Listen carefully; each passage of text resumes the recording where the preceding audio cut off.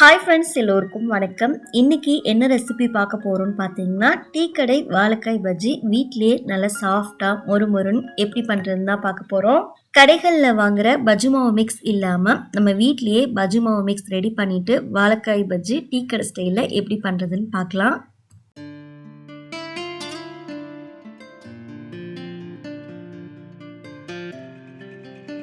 இந்த பஜ்ஜி ரெடி பண்ணுறதுக்கு ஃபஸ்ட்டு ஒரு பவுலில் கடலை மாவு 1 கப் அளவுக்கு சேர்த்துக்கோங்க. கூடவே 1 ஸ்பூன் போல் அரிசி மாவு சேர்த்துக்கோங்க. நான் இன்னைக்கு 1 ஸ்பூன் போல் காஷ்மீரி சில்லி பவுடர் சேர்த்துருக்கேன். கடைகளில் கலருக்காக கேசரி பவுடர் சேர்ப்பாங்க. அதுக்கு பதிலாக காஷ்மீரி சில்லி பவுடர் 1 ஸ்பூன் அளவுக்கு சேர்த்துருக்கேன். இது கலரும் கொடுக்கும், காரமும் மைல்டாக இருக்கும்.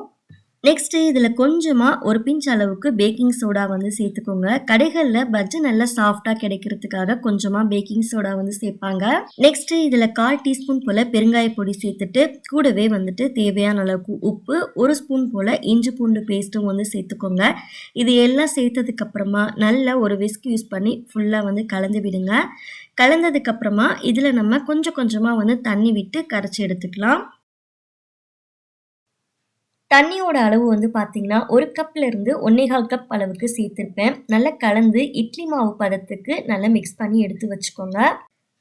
நம்ம இது மாதிரி கொஞ்சம் கொஞ்சமாக தண்ணி ஊற்றி கலக்கும் போது கட்டிப்படும். கட்டி இல்லாமல் பஜ்ஜி மாவை நல்லா கலந்து இது மாதிரி எடுத்துக்கோங்க.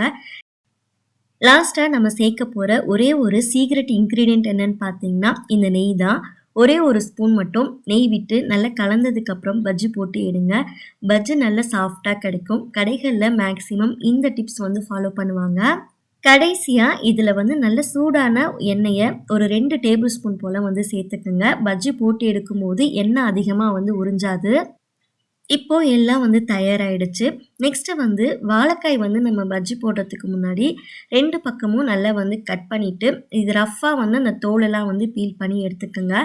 ரொம்ப சீவணும்னு அவசியம் இல்லை. இது மாதிரி ரஃப்பாக பீல் பண்ணி எடுத்தாலே போதும். நான் இன்றைக்கி 2 வாழைக்காய் எடுத்திருந்தேன். அதை நம்ம பஜ்ஜி சீவோம் இல்லையா, அதில் ரொம்ப மெலிசாக இல்லாமல் இந்த அளவுக்கு கொஞ்சம் தடிமனாக இருக்கிற மாதிரி சீவி எடுத்துக்கோங்க. கட் பண்ணி வச்சுருந்த வாழைக்காயை பஜ்ஜி மாவில் போட்டு 2 பக்கமும் மாவு படுற மாதிரி திருப்பி போட்டு எண்ணெய் நல்லா காஞ்சதுக்கப்புறமா பஜ்ஜியை போட்டு எடுத்துக்கலாம்.